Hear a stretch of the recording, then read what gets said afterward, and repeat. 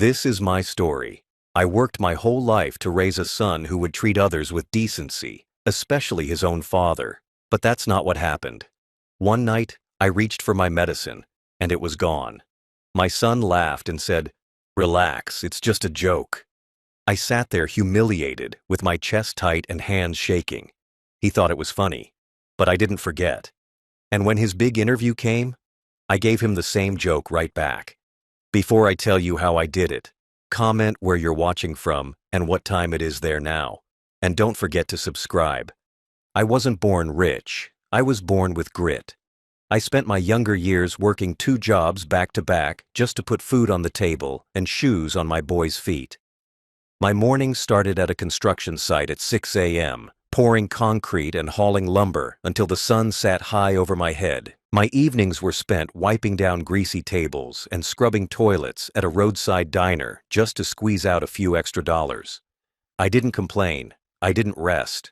I didn't even dream. I just worked. Because I had a son to raise, and I believed in giving him a better life than I had.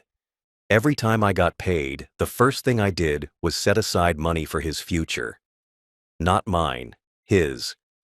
School supplies, new clothes, healthy food, doctor visits.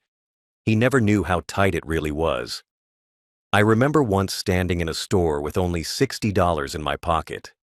His school needed new uniform shoes. He picked out a pair of sneakers he really liked. They cost $58. I bought them, smiled, and told him they looked great. That night, I had ramen noodles for dinner and walked home in boots with holes in them. But seeing his smile was worth it. When he got older, I paid for his school trips. I covered college application fees. I helped him study when he was too stressed to focus. I gave him encouragement when his grades dropped. When he got his first acceptance letter, I hugged him like it was my victory. Because it felt like it was. I had worked for that moment too, through every missed vacation, every secondhand shirt, every sleepless night wondering how to pay the next bill. When he turned 18, I surprised him with a used car. It wasn't brand new, but it was clean and reliable. He cried, said I was the best dad in the world. I cried too, quietly, when he wasn't looking, not because of the gift, but because I had finally been able to give him something without worrying what I'd have to skip to make it happen. Later, when he moved out and started renting, I helped with the deposit. When he got his first real job, I cheered for him louder than anyone. I fixed his sink when the landlord wouldn't, changed his tires in the rain, showed up with soup when he was sick. I did everything a father is supposed to do, not because I wanted anything in return, but because I thought love worked like that. You give, and one day, when you're old and tired, someone gives a little back. But that's not how it turned out. Somewhere along the way, my son changed. Or maybe I just started seeing who he really was. The boy who used to hug me after soccer games became a man who barely looked up from his phone. The one who used to ask me how my day was turned into someone who rolled his eyes when I spoke too long. I chalked it up to stress, work, marriage, life. I made excuses for him. I told myself, he's just busy. He still loves me. He's just overwhelmed. But the truth is, he had outgrown the man who gave him everything, and he didn't hide it. When I moved in with him a few years ago, it was supposed to be temporary. My health was declining. Medications got expensive. My knees gave out one morning, and I couldn't get up. He offered his guest room, said it would be no problem. I was grateful. I didn't ask for luxury. I didn't want to interfere. I stayed out of the way. I cleaned up after myself. I kept to my room. I didn't touch their things. I just needed a place to rest and breathe and take my pills on time. But slowly, things started shifting. He stopped knocking, started calling me old man instead of dad, started making jokes that didn't feel like jokes. Once he said, "Don't croak on the couch, all right?" and laughed like it was funny. I forced a smile, but inside, it felt like being slapped. Still, I kept quiet, because I thought maybe he was just trying to cope with stress the only way he knew how, by mocking what scared him. Maybe my failing body made him uncomfortable. Maybe he didn't know how to handle vulnerability. So I swallowed my hurt and kept hoping that someday he'd remember all the nights I stayed up holding his feverish hands, that he'd remember who wiped his tears when he failed his first exam, that he'd remember me. But he didn't. Instead, he turned me into the punchline of his life, and I kept enduring it, because that's what I was used to, enduring. I had endured poverty. I had endured loss. I had endured loneliness. But enduring disrespect in the house I helped fund? That was a new kind of pain. Still, I held on to hope. Until the day he hid my medicine. That was the moment everything changed. My days don't run like they used to. I don't wake up full of energy or with a long to-do list anymore. These days, my routine is simple. Wake up, sit for a few minutes until my joints stop screaming, take my pills, eat something soft, and try to keep my balance when I stand. That's my life now. And it's fine. I've accepted it. But what I can't accept is needing things just to survive, and having someone treat that need like a joke. Every morning, I take 3 pills, 1 for blood pressure, 1 for blood thinning, 1 for my heart rhythm. My doctor said missing even 1 dose could cause me serious harm. The kind of harm that doesn't come with a warning. The kind of harm that ends people. I take those pills the same time every day, no exceptions. They sit in a plastic weekly organizer on my nightstand. I set a phone alarm to remind myself. And still, even after all that effort, I worried every day. Did I remember? Did I drop one? Did someone move them? And that worry, that fear, wasn't paranoia. It was reality. Because every now and then, I'd come to the little pill box, and the lid would be half open, or the organizer would be moved an inch to the left. Nothing dramatic. Just enough to make me second-guess myself. Was it me? Was I slipping? Then there was the time I found one of my blood pressure pills under the bed. I thought I dropped it. I was so careful after that. I even started counting the pills in the bottle just to be sure. Because at this age, missing 1 dose isn't funny. It's dangerous. It's playing roulette with my heart. So I did what any old man would do when he starts noticing things aren't where he left them. I mentioned it. I asked my son, lightly, "Hey, have you seen my medicine organizer?" I think it got moved again. He barely looked up from his phone, just muttered, "Nah, haven't touched it." Then, one evening, I overheard him laughing in the kitchen, telling his wife, "Old man's so paranoid, thinks I'm moving his pills. Maybe I should hide them just to mess with him." She giggled, said something like, "Don't be mean." But she was laughing too, not shocked, not concerned, just entertained. I sat in the living room, holding my chest, wondering if this was what my life had become. I wasn't family anymore. I was comedy. Still, I told myself it was just talk. Maybe he didn't mean it. Maybe he was just being stupid. But the fear lingered. That night I double-checked my medicine box. Triple-checked. I even wrote down how many pills were left. And then, it happened. One evening, I went to take my medicine, and the entire box was gone. Not 1 pill. All of them. I searched my room, my drawers, my coat pockets. I even checked the bathroom. Nothing. I started to panic. I could feel the pressure rising in my chest. My hands shook. I sat down, trying to breathe slowly. My heart was pounding. I reached for my phone to call my son. Maybe he moved them by accident. But before I could dial, he walked in. He was laughing, tossing the pill box in his hand like it was a set of dice, shaking it, smiling. "Oh, you looking for these?" he said. I stared at him. He tossed the box onto my lap. "Relax, old man. It's just a joke. Jesus, you're so tense." A joke. That's what he called it. A joke. Like my heart medication was a prop in some cheap prank show. Like the fear on my face meant nothing. I didn't say a word. I just sat there, frozen, staring at the box, wondering what part of my life led me to this moment, where my own son thought it was funny to make me fear for my health, to mock my dependence, to turn my survival into amusement. He left the room still chuckling, muttering something about, "You should have seen your face." That night, I didn't sleep. Not because I was scared anymore, because I was angry. That night was the turning point. Not because he hid my pills, but because of how he did it. It wasn't an accident. It wasn't careless. It was intentional, calculated. He didn't just grab them and put them somewhere for safekeeping. He waited for me to notice they were gone. He watched me search. And when he saw my hands trembling and my face pale, he stepped in, tossing the box like a toy, grinning like it was the funniest thing he'd done all week. That wasn't a joke. That was humiliation. And it cut deeper than anything he'd ever said.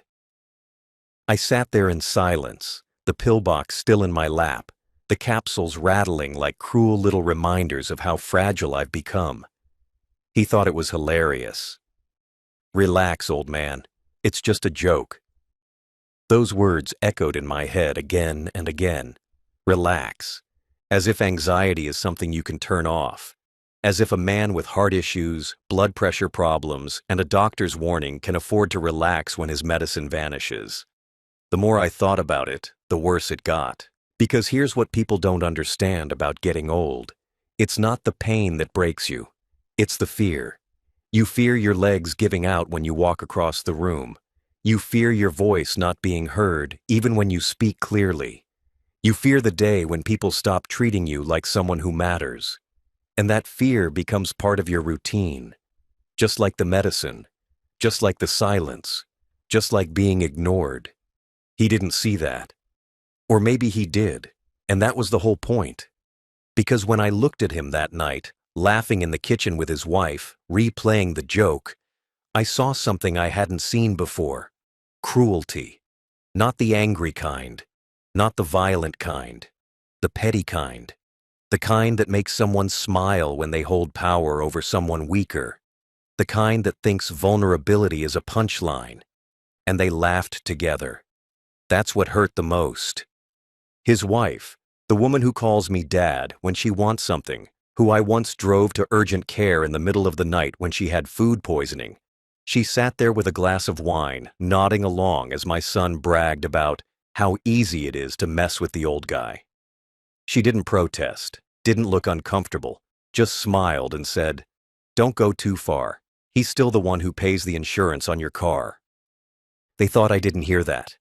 But I did. I heard everything. I sat there for hours after they went upstairs, lights off, pills in my hand. I didn't take them right away. I just stared at them. Not because I forgot how to use them, but because I suddenly realized how much trust they represent. You trust the people around you not to tamper with the things that keep you alive. You trust them to respect what you need. You trust them to care. And once that trust is broken, something in you shifts. That night, I didn't cry. I didn't argue. I didn't even flinch. I took my pills quietly, went to bed, and stared at the ceiling until sunrise. My son thought the story ended there. He thought he got his laugh, that I'd forget, that I'd move on like I always did. But I didn't forget, and I didn't move on. Because what he didn't realize was that I still had leverage. The same way he used my medicine to make me feel small, I had something he cared about just as much, maybe more. He called it his pride. I called it his car. That night wasn't just uncomfortable, it was torture. My body didn't know the difference between a joke and a health crisis. My chest was tight for hours, not because I was having a heart attack, but because the fear of one kept squeezing my ribs like a vice. That fear, mixed with rage, made sleep impossible. Every time I closed my eyes, I'd hear that rattle, the sound of my pills in his hand, shaking like a maraca in some sick little game. That sound stuck in my head like a siren. That laugh replayed like a broken record. His voice, "Relax, old man. It's just a joke." I didn't sleep. I didn't rest. I sat upright in my bed all night, staring at the doorway, listening to their voices upstairs as they climbed into bed, carefree, giggling, smug. I heard him say it again. He freaked out, almost had a meltdown. It was hilarious. And her reply? "Babe, you're terrible, but also kind of savage." That was it.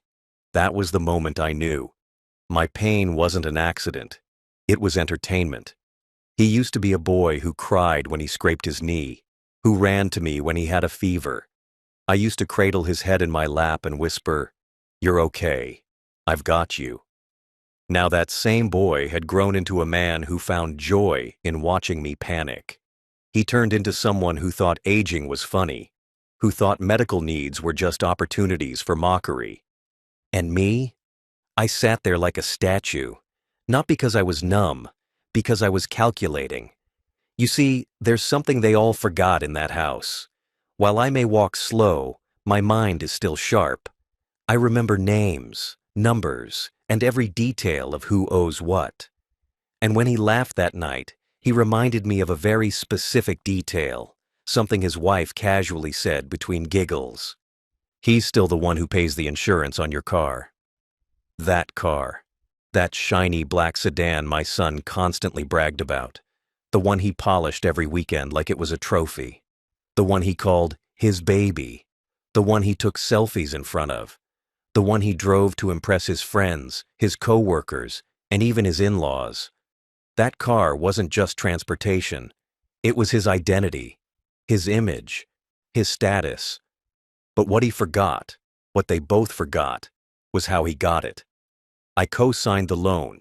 I paid the first year of insurance. I registered it in my name. Why? Because when he bought it, his credit score was a mess. Missed payments, overdrafts, a bounced check. I stepped in, like I always did. I said, "I'll help you get started, but just remember who's behind the wheel of this opportunity." He nodded, promised to handle it responsibly, and I signed the papers. He kept driving, and I kept owning. But somewhere along the way, he forgot. Just like he forgot who changed his tires when he couldn't afford new ones. Just like he forgot who lent him money to cover repairs after he rear-ended someone. Just like he forgot who taught him to drive in the first place, in an old pickup truck with no power steering, where we laughed and stalled and tried again. That night, as I listened to them mock me from the second floor, I remembered everything he had forgotten. And that's when the idea came. He hid something that kept me alive. I would hide something that made him feel alive. His car, or more specifically, his keys. I knew he had a job interview coming up. He had mentioned it at dinner 2 nights before. Big opportunity. Regional sales manager. Better pay. Company car. He had been nervous, ironing his shirt, polishing his resume, even asking me to wish him luck. I did back then, because back then I still believed we were family. But after what he did, that job interview became my opportunity, the same way my pillbox became his. It wouldn't be violent, it wouldn't be loud, it wouldn't even be obvious. Just like him, I would call it a joke. But mine would be one he'd never laugh at. The thing about younger people is, they think once something is in their hands, it belongs to them forever. My son was no different. That car sat in our driveway every day, polished to a mirror shine, engine cleaned, rims sparkling. He treated it like a prize he earned, but he never did the math. He never stopped to ask how the insurance stayed current. He never wondered why all the registration notices came addressed to me. He never paid attention to the fine print that still listed me as the primary owner, the legal title holder. That car, his pride, his throne, his identity, was technically, legally, mine. I remembered signing the documents at the dealership. He was excited, nervous. He had no credit and barely scraped together a down payment. The dealer said, "We'll need a co-signer and someone to carry the title." Without thinking twice, I stepped up. "Put it under my name," I said. "Just make sure he gets where he needs to go." I signed every form, every page. I didn't hesitate, because that's what fathers do. They clear the road. They don't expect gratitude. They expect maturity.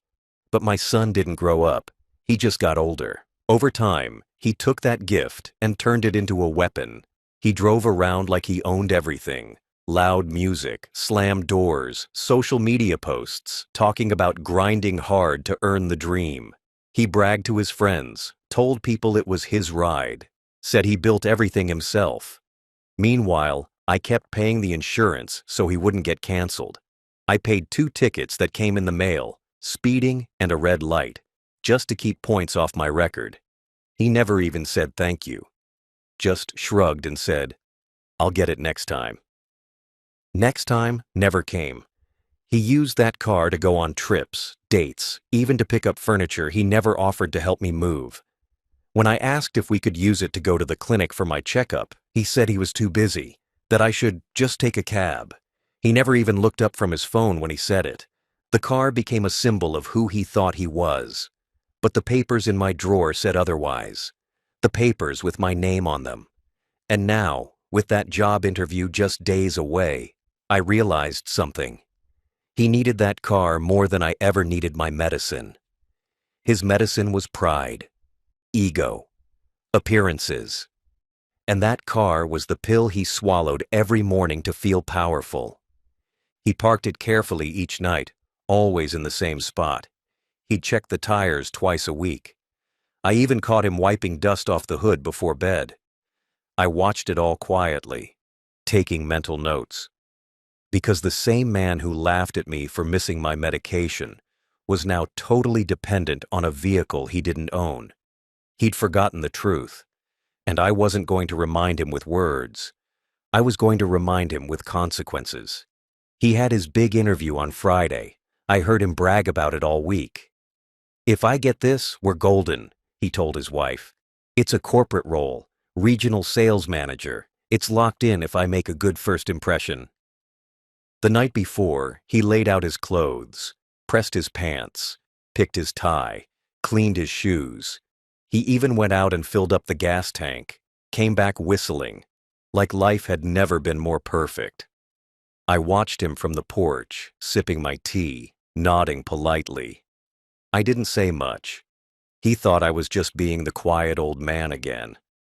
What he didn't know was that earlier that afternoon, while he was out, I opened the drawer where he kept his keys. I picked out the car keys and slipped them quietly into my own pocket. I didn't hide them in my room. That would have been too obvious. I took them into the garage and tucked them into an old rusted toolbox, bottom drawer, wrapped in an old cloth, beneath a stack of dull screwdrivers. No one touched that box for years. I hadn't opened it since before his wedding.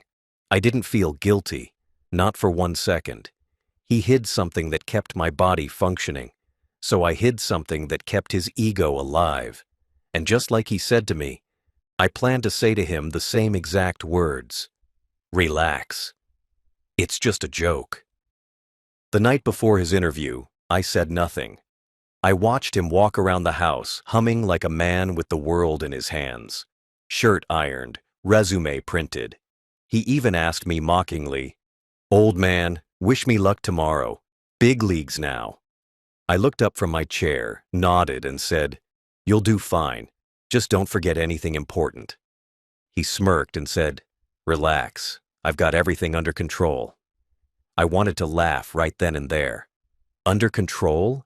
He didn't even realize that the most important thing he needed was already missing, sitting in the bottom drawer of a rusted red toolbox, under tools he never learned how to use. He went to bed early that night, set his alarm for 6 a.m., and told his wife not to wake him unless the house was on fire. That's how confident he was. That's how much he believed the day would be his. I sat in my chair for another hour after the lights upstairs went off, just thinking. Thinking about all the nights I went without sleep, worrying about money, about rent, about how to make ends meet for him. And now, here I was, retired, disrespected, mocked, while he lived in comfort off a car and house I still had a legal hold on. But this wasn't just about revenge. It wasn't even about getting even. This was about teaching a lesson, a real one, the kind that sticks, the kind that doesn't come from yelling or grounding or guilt-tripping. He was too grown for those, too arrogant, too proud. No, what he needed was to feel helpless, to feel small, to know what it's like to need something desperately and find that it's gone. I woke up early the next morning, before anyone else. The house was quiet, still. I had my tea, slowly and calmly. At 6:15, I heard his alarm blaring upstairs.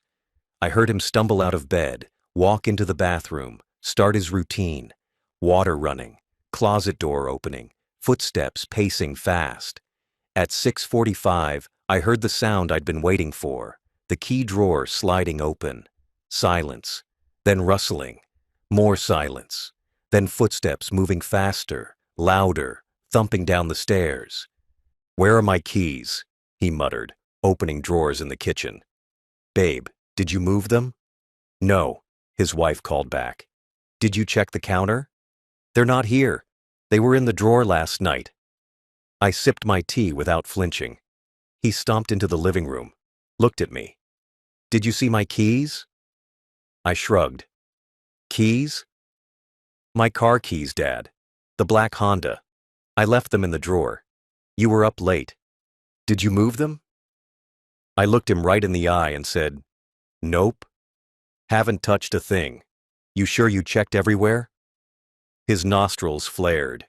He muttered something under his breath and started flipping couch cushions, checking under rugs, tearing through the laundry room. He was sweating now. His hair was still damp from the shower, and his dress shirt was already sticking to his back. His wife came down holding a smoothie cup. "Did you try the garage?" "The garage?" he snapped. "Why would they be in the garage?" "I don't know. Maybe you dropped them when you were getting tools last week." Tools? He never touched tools, but she was trying to be helpful. That's when I added, "Might want to check the red toolbox. Haven't used that thing in years." He ran into the garage like it was on fire. Now here's the fun part. I hadn't just hidden the keys. I had wrapped them in a thick cloth and stuffed them under the lowest drawer of the toolbox, the one that sticks, the one that needs a firm tug and a little tilt just to get open, the kind of drawer I knew how to use because I had organized it. He never even opened that box before. For the next 20 minutes, I listened to drawers slam, metal tools clank, curses echo off the garage walls. Meanwhile, I sat calmly, flipping through the morning paper, the same way he sat calmly that night when I begged for my medicine. At 7:30, he burst back into the house. "I can't find them. They're gone." He was red in the face, panicking now. "My interview's at 8:15. If I don't leave in 10 minutes, I'm not going to make it." I looked up slowly and said, "Relax. It's just a joke." His mouth opened. No sound came out. He stared at me like I'd slapped him. "What?" he said finally. I repeated it, just like he had said to me. "Relax, son. It's just a joke." He blinked. You took them?" I smiled. "You took something I need to stay alive. I took something you need to get ahead. Seemed fair." He looked like he was about to explode. His wife stepped back, holding her cup like a shield. "You cost me a job," he said. "No," I replied. "You cost yourself a father." He stood there frozen, not knowing what to say next.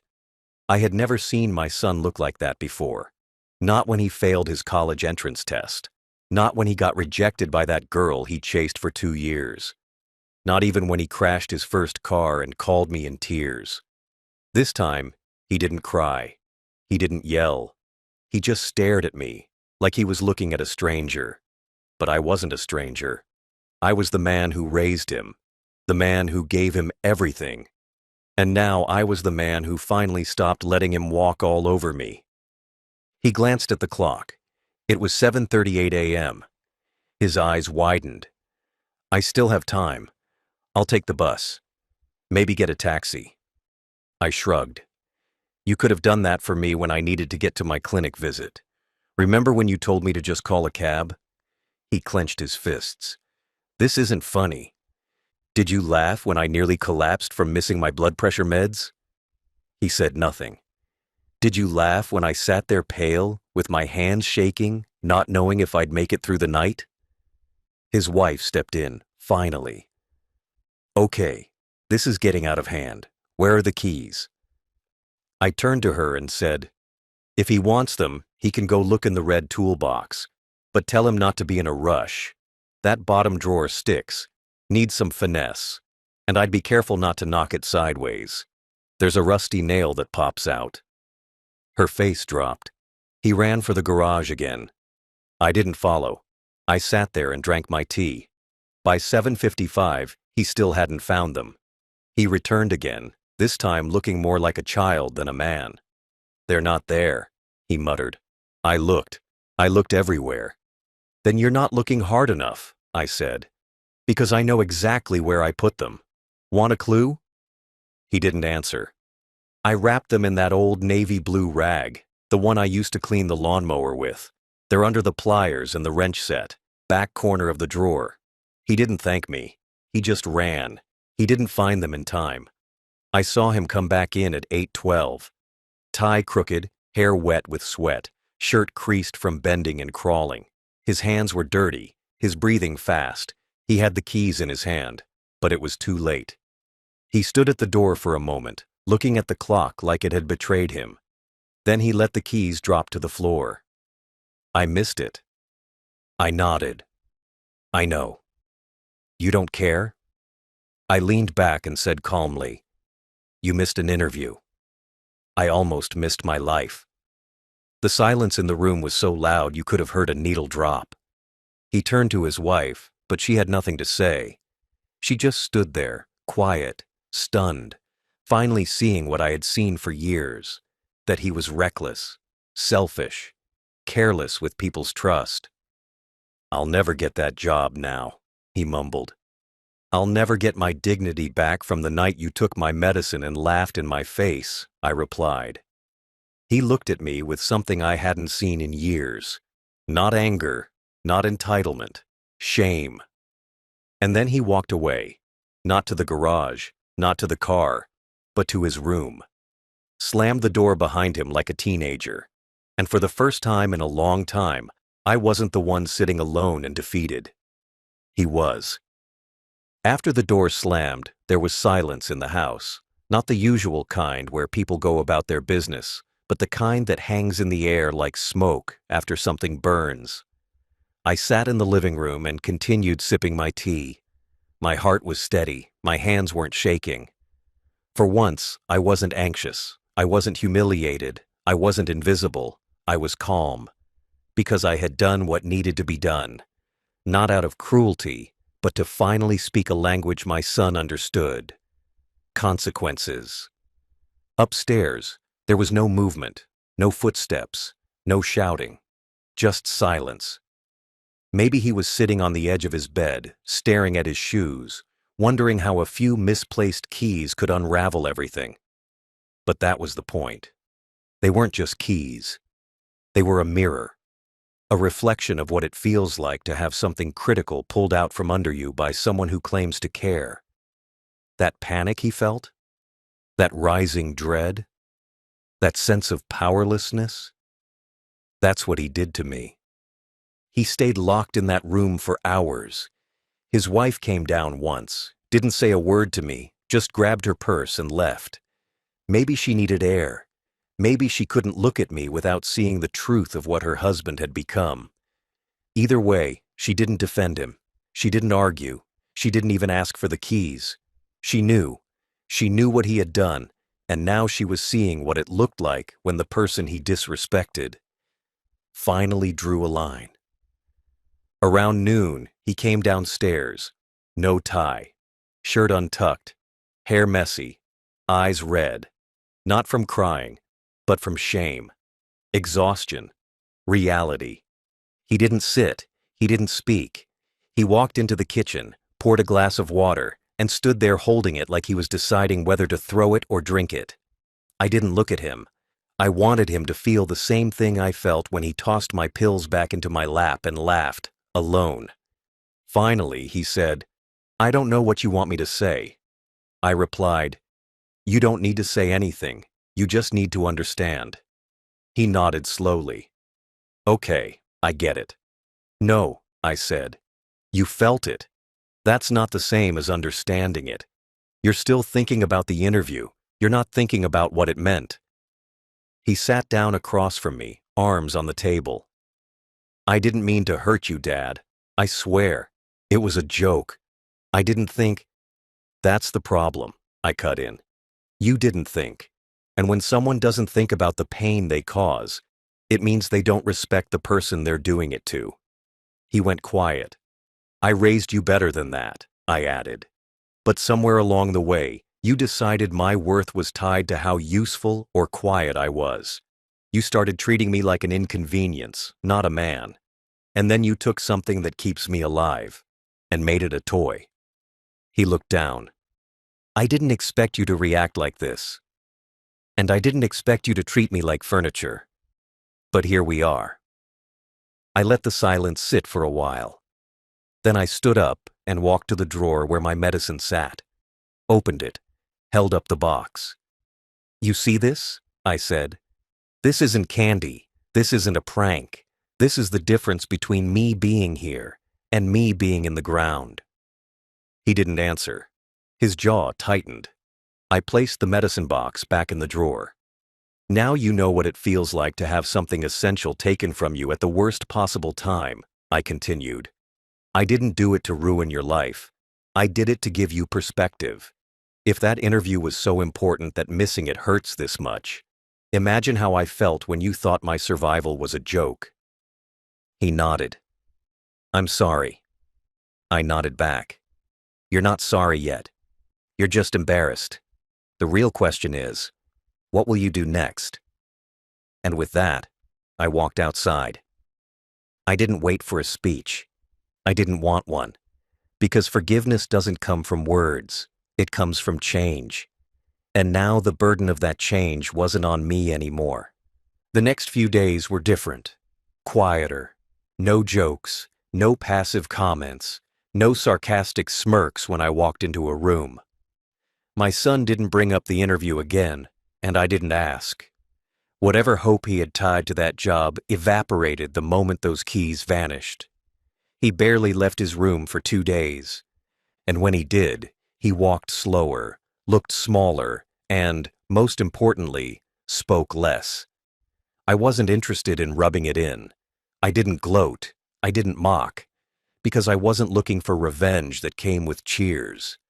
I just wanted silence, space, and the return of something I hadn't felt in a long time inside that house. Respect. There were no grand apologies, but the behavior changed. Suddenly, I noticed my meals were left on the table when I came into the kitchen. Not microwaved leftovers thrown at me like scraps, but freshly made plates with silverware already set. My laundry was folded, neatly placed at the edge of my bed. He even started knocking again. Every time before entering my room, I'd hear that soft, 2-knock pause. And though he didn't say much when he stepped inside, that knock meant everything. It said, I see you again. He even stopped calling me old man. It wasn't dramatic. He just started using dad again, casual, almost unsure, but it stuck. I didn't say anything about it. I just nodded when he did. Because acknowledgement doesn't always come as a speech. Sometimes it's in the details. He finally asked me 3 days later, do you still have the spare key to the car? I said, nope, but I'll make you a copy. You're ready for it now. That shut him up. Not because it was cruel, but because it was fair. He nodded. Thanks. I get it now. I didn't push it. I didn't ask him what he got. I knew he wasn't just talking about the car keys. He understood what it meant to rely on someone and to have that trust broken. When the keys disappeared, so did his comfort, his control, his future. He had nowhere to turn. He was stranded. And for once, he saw what it felt like to depend on someone who didn't care. Except I do care. That's the difference. Even when I planned the whole thing, I still left the clue. I still told him where to look, because I wanted him to learn, not to suffer. After that, the atmosphere changed in the house. He was quieter, kinder. I heard him telling his wife, "I shouldn't have messed with his meds. I really screwed that up." I didn't need to hear it, but I was glad he said it. Out loud. Because it meant he finally took ownership. He offered to drive me to my next doctor appointment. First time he'd done that without me asking. He even walked into the clinic with me, carried the folder, waited by the exam room door like he used to when he was a boy, and I was the one running errands. I didn't say much, but inside I felt something return, a kind of quiet dignity. And maybe he felt something too, guilt, respect, or just a long overdue sense of responsibility. He even started asking things like, "Did you take your meds today?" and "You need anything from the store?" Not like I was fragile, but like I mattered. That was all I ever wanted. Not control, not praise, just to matter. And now he knew what it felt like to be dismissed. Now he knew what it was like to sit helpless and watch the world move without him. That one missed interview cost him a job, but it gave him back his father, and me. It gave me back my self-respect. Justice doesn't always come with applause.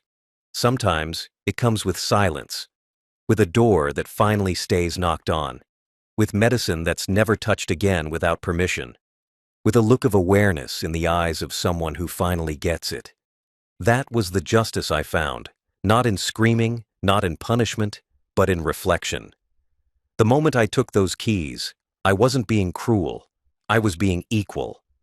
I was holding up a mirror to a man who thought old age meant irrelevance, who thought weakness was funny, who forgot what it means to be dependent, not because you want to be, but because your body doesn't give you a choice.